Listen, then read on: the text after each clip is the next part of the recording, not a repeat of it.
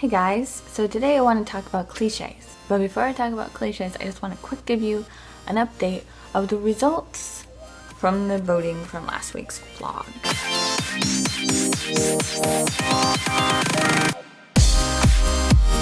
Last week's vlog, if you don't know, I asked what kind of editing style would you guys like to see? Would you like to see the whole video captioned with words showing up everywhere?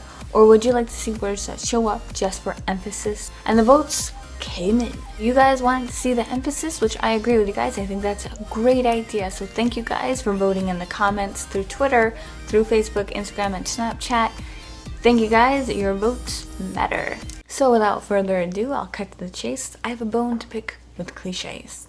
Cliches in writing can leave a reader really disgusted at times, and it could make them even stop reading. Cliches with a writer is a dangerous thing. It's a slippery slope, you know. It's definitely a pain in the neck, and they're a force to be reckoned with. But at the same time, if you're writing with cliches, that means you're writing. That means you're being lazy in your writing. I'm sorry, someone's got to say it. To use a cliche is to use something that is familiar. It's something that isn't very original. In fact, the very definition of a cliche is, hold on, did you look at it? A phrase or opinion that is overused, betrays a lack. The very definition of a cliche is a phrase or opinion that is overused and betrays a lack of original thought. When it comes to cliches, they can be found in dialogue description, in character, or in your overall story or overall plot. They are sneaky little buggers. They're everywhere.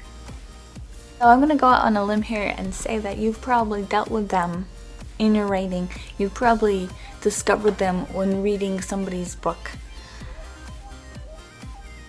and it made your blood boil. As writers, it is our job to weed them out, to eradicate them from our writing as much as possible. We want our writing to be original because we are unique as writers, and we want our writing to be just as unique as our imagination is.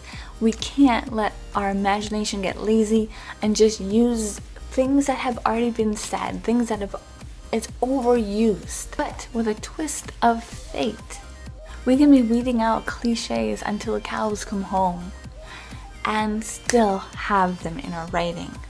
We can write original content and somehow a cliche will sneak in there. I have this theory. No matter how much we try, just life, just the whole cycle of life is so, it happens. The sun comes up, the sun goes down. People are born, people live, people die. In a sense, everything about life is a cliche. When you fall in love, that's a cliche. When you get your heart broken, that's a cliche. When you make a friend, when you lose a friend, when you make an enemy, all of that is very cliche. Just the idea that someone is born into this world to live a life is cliche. And so I believe that there are two kinds of cliches. There's the good cliche and the bad cliche.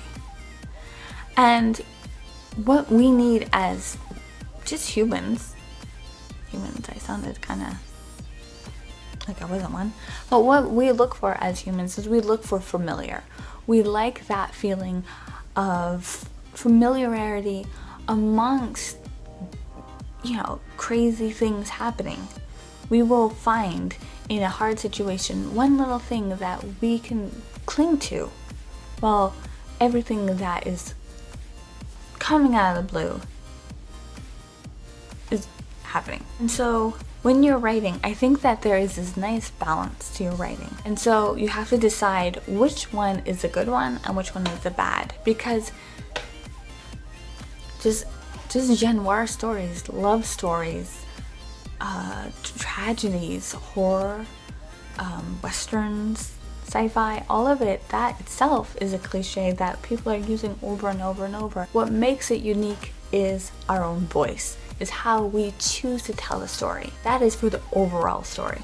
When it comes to actually writing the dialogue and the description and coming up with characters, that's where you can be really creative, really unique, throwing all cliches to the wind and just writing from your unique self. What I'm trying to say is you can only go so far eradicating cliches, because there is nothing new under the sun, and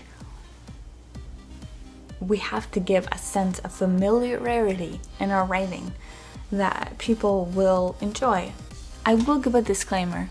I read a book, Hitchhiker's Guide to the Galaxy by Douglas Adams, which I don't think there was a single cliche in the whole story at all. It was incredible. I loved it.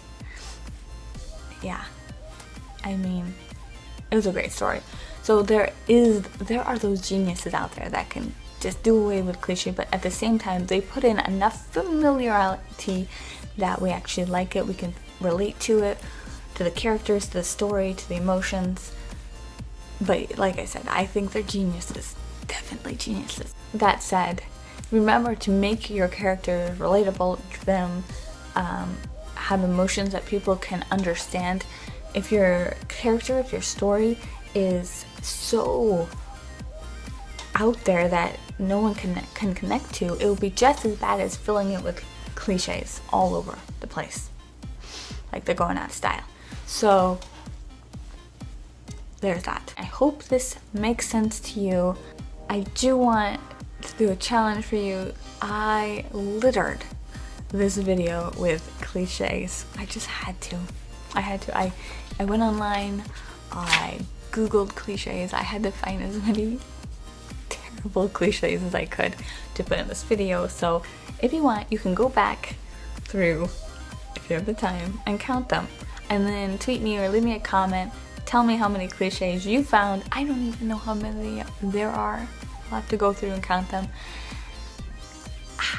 Yeah. So thank you guys for your time. Thank you guys for listening.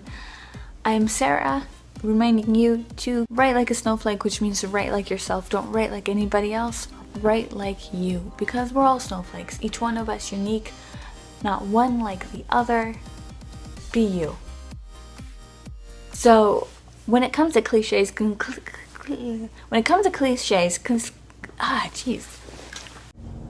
helicopter. I'm inside and there's a helicopter.